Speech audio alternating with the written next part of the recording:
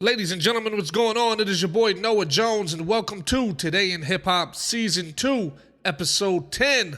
Ladies and gentlemen, today we got an interesting show. We have Chance the Rapper making some noise.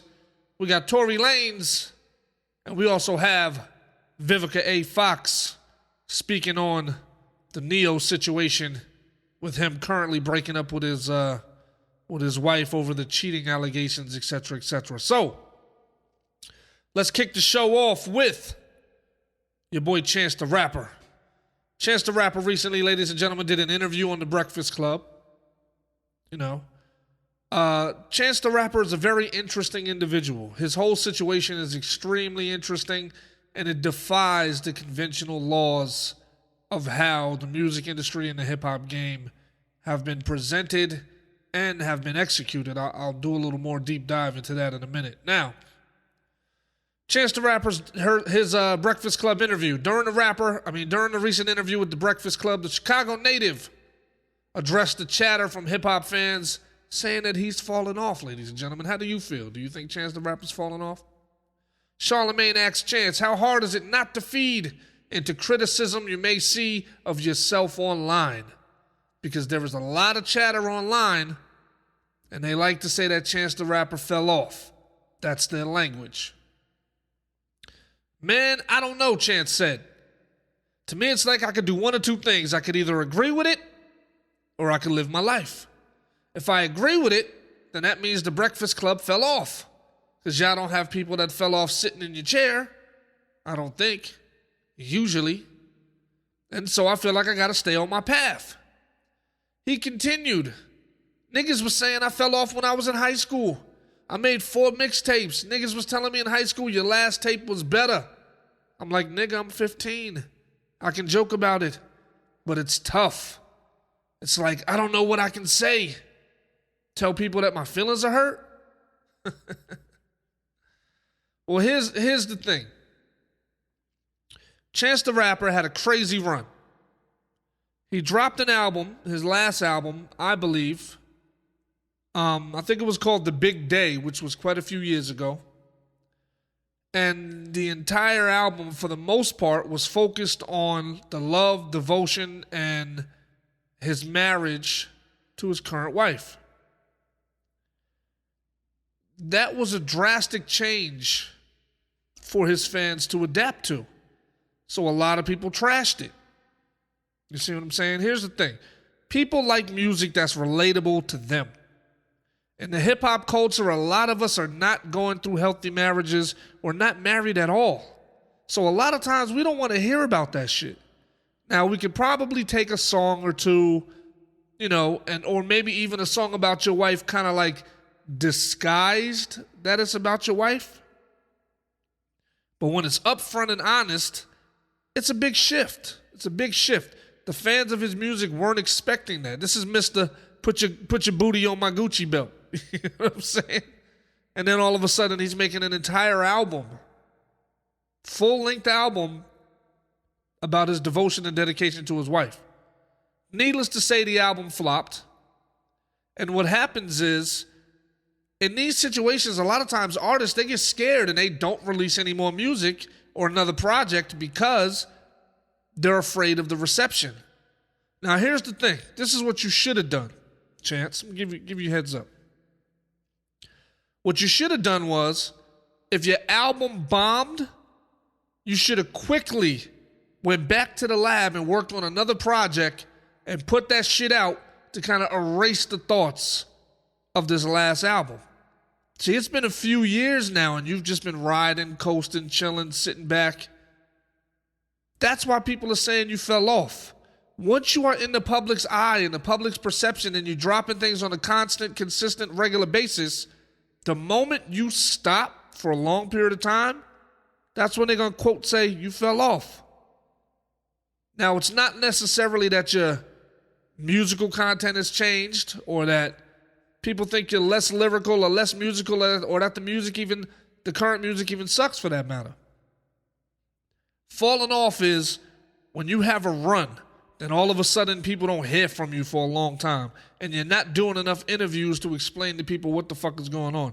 Now, as an artist, a lot of times, because we care about our art, we get scared and we don't release music for fear of what somebody's going to say. Kind of like Andre 3000. He's had such great reviews over all of his stuff, he's afraid to drop a dud. So he's leaving people hanging on, waiting for more music, instead of just releasing shit and saying, yo, I'm just getting my thoughts out there.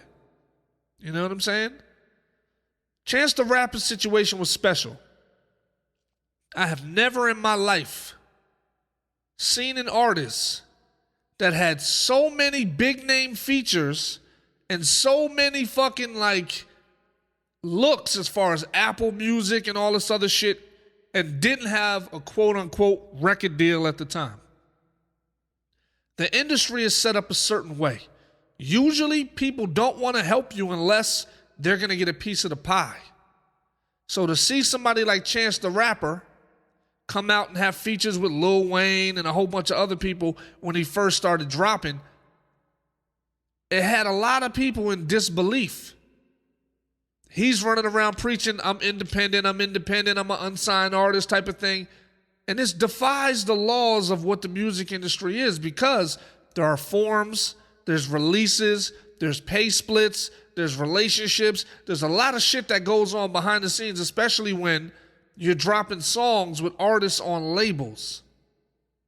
Now, it's not like he's dealing with a bunch of independent artists that have more control over their shit, or are releasing when they want to, or just don't have a label altogether and they do what they want. He had songs with famous fucking artists at a time when most people didn't know him, just based off of his mixtape status.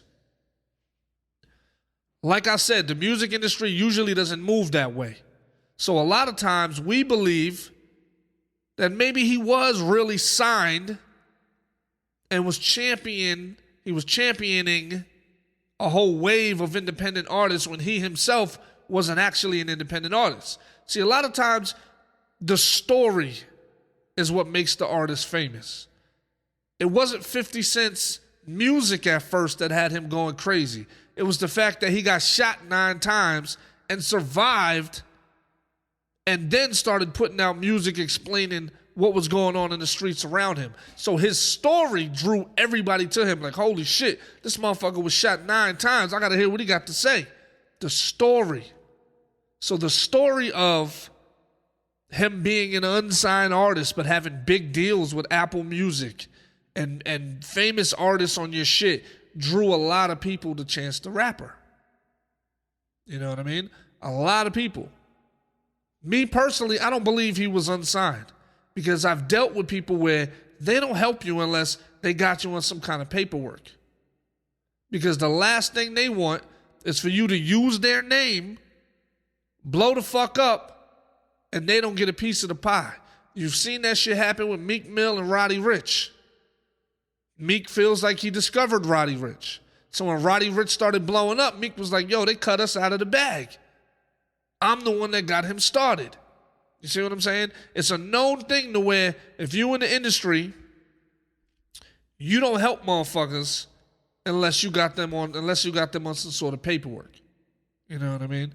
So his situation to this day has been an anomaly when it comes to independent artists, radio shows, interview, press, all of that shit.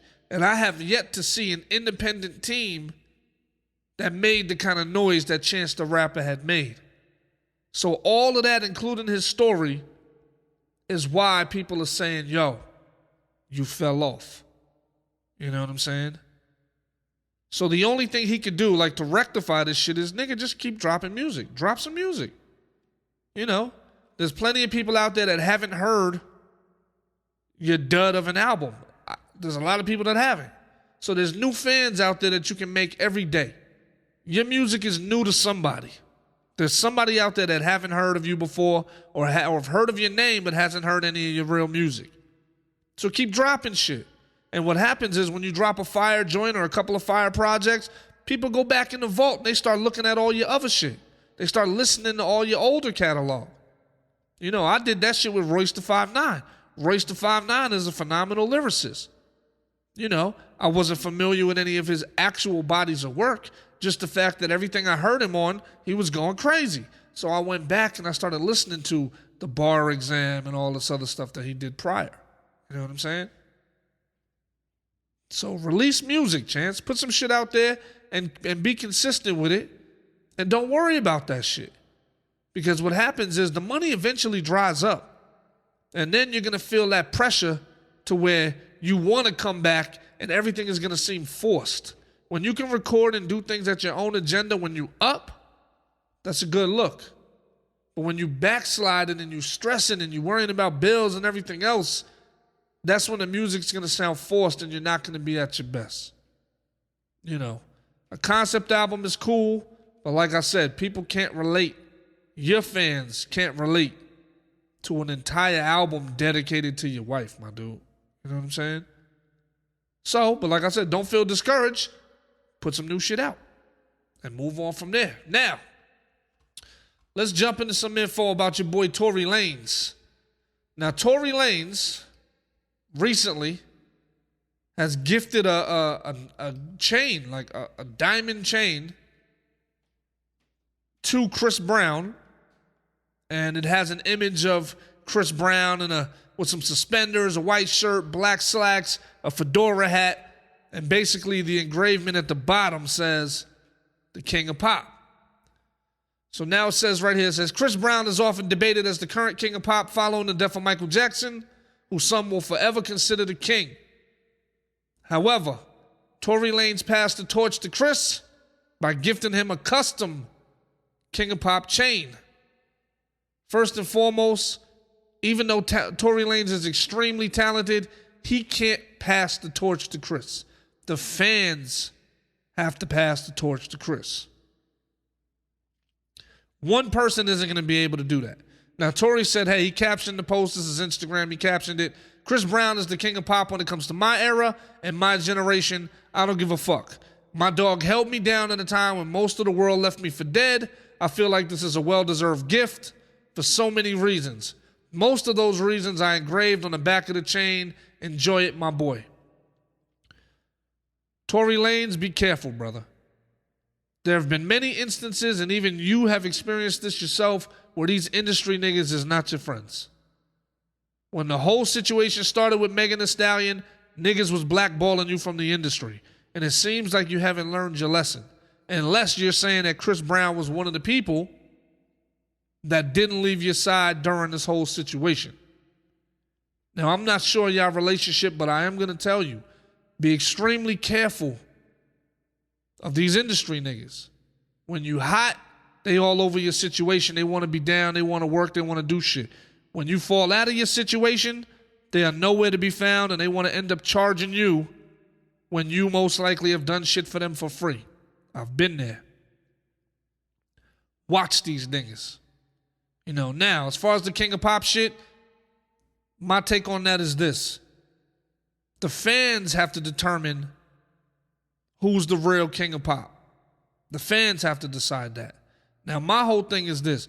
You won't be the king until you have a record that stands out through the test of time. The greats in his field, like for example, Chris Brown doesn't have a Purple Rain. Chris Brown doesn't have a When Doves Cry. Chris Brown doesn't have a Little Red Corvette. Chris Brown doesn't have a Raspberry Beret. You know what I mean? Also, to be one of the greatest, it's not only the music that you do for yourself, it's how you put other people on and bring other people into the industry and share the energy and share the spotlight. To me, Prince was the greatest of all time because not only was he able to play every instrument, the impact that he had on other artists behind the scenes and discussions and conversations he had behind the scenes. Let me tell you how crazy it is. I remember many years ago, and I've never shared this story, publicly anyway. I was living in California at the time, and they basically were saying that this is going to be Prince's last show. And since he was my favorite artist of all time, I had to go see this show. Now, the shit sold out so fast that they opened up more dates, which kind of pissed me off because I thought I was going to the last Prince show. That's a huge flex. I went to the last show. Nobody else could see him after me. That's a huge flex, right? What I found out about Prince before I even entered the arena, I think it was I don't know if it was at Staples Center. It was one of the big arenas, the LA Forum or some shit. Can't remember exactly what it was. When I was entering, they gave me Prince's newest CD, which had a barcode on the back. They had machines at the door to scan every single CD before you walk through those front gates with your ticket. Now, the CD was included in the ticket prices, I'm assuming. Now, this is many years ago. This is before bundles and all that other shit. Now, some of these stadiums hold 400,000 people, right? Here's how crazy it is. By him scanning the back of that fucking barcode, it counted as a sale of his newest album. So the fact that he packed that arena of 400,000 people meant that he was at the top of the Billboard charts because it counted as 400 sales. Now, this is type of shit, technology and shit that was implemented way before bundles and everything else. So this guy was not only a pioneer, he was already thinking of ways to be independent, to be ahead of everybody else. This is when he was on his independent run, when he was having his disputes with Warner Brothers, I think the record label was, and he had Slave on his face and all that shit. He actually was doing these shows and scanning these CDs, so he was basically selling millions of records on his own. Now, like I said, they were tied into the ticket price, so the price was probably expensive as shit. I think I paid quite a bit of money, and I wasn't even close to the stage. But that just shows the genius of this man. The genius of thinking, hey, I could be at the top of the charts just from fucking performing. This is before streaming. Just for performing and giving people new product to go home and listen to. So I was ecstatic. Not only did I get to see a dope show, I had brand new music that I had never heard before that I got a chance to ride home and listen to. Fucking genius. You know what I'm saying? So until Chris Brown is doing shit like that, to me, he'll never be the king. Will he be a great artist? Absolutely. Does he make great music? Absolutely. Does he have those records, though, that move people? Records like Michael Jackson has. Records that Prince has. See, it's more to being the king than just dancing. Chris Brown is a phenomenal dancer. He's a phenomenal artist, like an actual artist. Dude is sick with it. But at the end of the day, the people have to give this guy his accolades, not a fellow musician. Now, Tory Lanez, like I said, he's very underrated. Tory Lanez is fucking gifted. You know what I'm saying? He's fucking extremely gifted. He can sing. He can rap. Like I said, I respect Tory Lanez a lot. With his short ass. Little nigga. Y'all ever see the video where he was on Sway and he was freestyling on Sway, and then when he stood up off the chair, he was the same height as when he was sitting down? This little nigga Tory. I fuck with him though. Like I said, he's talent. If you're talking about talented, I think he's probably one of the most talented brothers from Canada. So until he crosses that threshold, Chris Brown, I can't give you the king status. You know what I'm saying? I can't give you the king status. Now, let's wrap this up with Vivica Fox. She had some choice words and some advice for Neyo's wife, soon-to-be ex-wife, Crystal Smith, among the Neyo cheating allegations. So let's hear it from Vivica herself. You deserve better, sweetheart. You tried. I know sometimes a lot of women, well, I don't want to break up my family, this, that, and the third. It's not working. Move on. Go get counseling for yourself, young lady, so that you will know that you deserve a man to treat you like a queen. That's what you deserve. Stop staying for the fame or for the Instagram posts.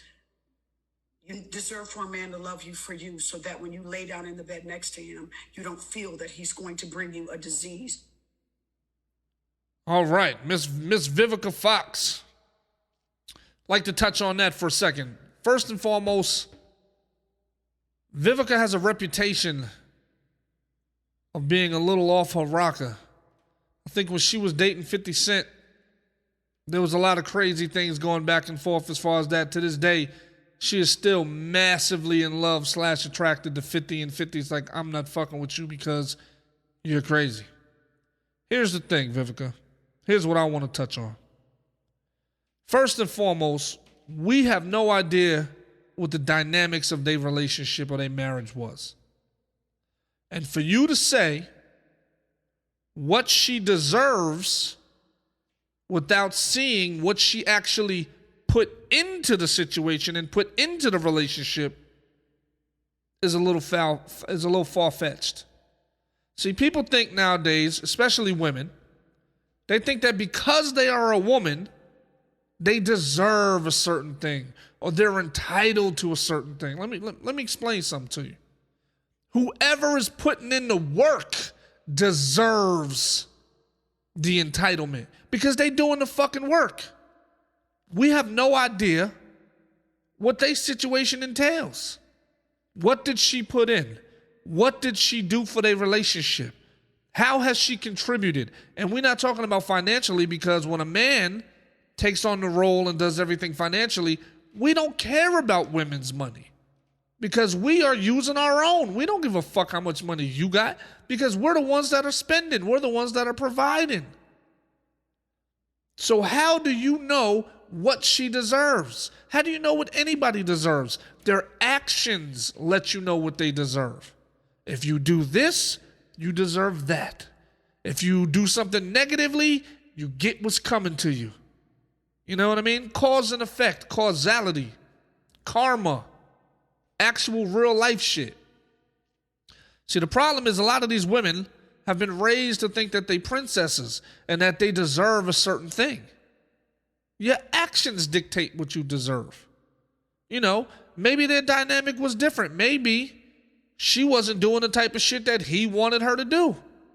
Maybe she was talking shit. Maybe she had a fucked up attitude. Maybe he decided to stay just out of convenience because maybe he didn't want to break up the family. So he decided to go outside the relationship rather than ruin the fucking family because she didn't have her shit together.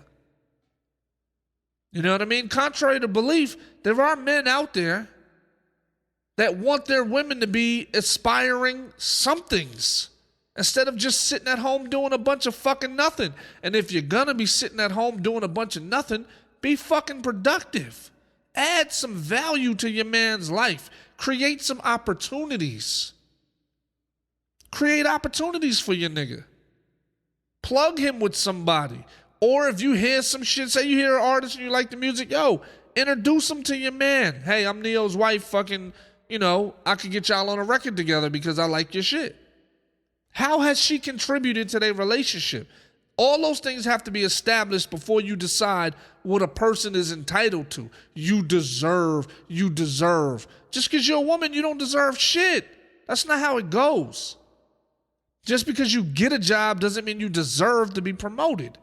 Just because you get a job doesn't mean that you deserve to get full-time status with benefits and everything else. Certain things you got to work for, especially if those things were put in place before your ass got there. If this man was already on the road to success before they got together, how you gonna say what she deserves? And we don't even know how much work Neyo's doing behind the scenes. He could be writing for a lot of people. There was at one point in time where Beyonce was saying that To the Left song, she wrote herself. Come to find out, Neyo wrote that shit. So there's a lot of things behind the scene that this brother could be doing to create a better situation in a life for his family. But by the same token, We don't know if she's assistant in that situation or if she has a vampiric personality to where she's draining his fucking energy. You know, the number one thing you women don't understand is this. Niggas want peace and quiet. When we come home, we want peace. We don't want the fucking nagging. We don't want the da-da-da-da-da-da. We don't want the accusations. We don't want any of that shit. Because that leads us to doing the shit that he's caught up in right now. Maybe there was years of her accusing this nigga and he was innocent, so he was like, fuck it, I'm gonna go out and do it since I'm being accused of it anyway. See, the main thing is there's a situation where he's not happy. He's not fulfilled. And he's not fulfilled by his woman. Does that mean that there's not a balance? There must be some sort of balance because things are still getting taken care of. You know, women want a man that other fucking women desire. They don't want somebody that nobody wants. Because then they start questioning themselves like, what's wrong with me? Why am I the only one that likes this dude? Why am I the only one that wants him? You got to understand, because we don't know, you can't say who's entitled to what. All you can say is there's a problem with their relationship. Hopefully they work this shit out. Godspeed, you know, and to the best of them. Now, as far as Neyo, hey, you can't say, let's handle this shit behind closed doors, because the minute she put that shit online, it became everybody's fucking public opinion. Now you're in the court of public opinion because she put that shit out there. You can't put that genie back in the bottle, brother. All of that handling behind the scenes shit, that shit needed to be done before she leaked that information. Now, luckily, she didn't go into detail about who you was fucking with. You know, because there's a lot of people, like I said, that actually thought that you was gay. So because of that, you know, who knows whether these are male relationships, female relationships? You know, we don't know. She may have said it was women, but there may have been men involved too. And maybe she don't want to fuck the bag up because she's going to end up divorcing this dude and taking some of his bread and paying child support or whatever. But she doesn't want to damage the brand so much to where the money stops coming in. So she's going to play it safer than normal. You know what I mean? But the thing is this. You can't sit up here, Vivica, and say what somebody else deserves from an entitled standpoint. And first, you have to fix what's going on in your situation, your life. You haven't had a history of successful relationships. You know what I mean? You don't have the greatest of public opinion about you and your personal situations that you had out there with famous artists and all that other shit. You know, so, Neyo, I wish you luck, brother. Crystal, I wish you luck, sister. Hopefully y'all figure this shit out. But that's my time. It's your boy Noah Jones. Thank you for checking out Today in Hip Hop Season 2, Episode 10. Make sure you stop by privateroadclothing.com. Also, make sure you stop by NoahJonesNews.com. And if you're interested in the music, all of that stuff is on the website. Costs $2 to subscribe. Very inexpensive. You can join the mailing list for free. The mailing list will give you a free album, and it's free, like I said. Keep you up to date with all the stuff that's going on. But I love y'all. I appreciate y'all time. I respect y'all. And thank you so much. Peace.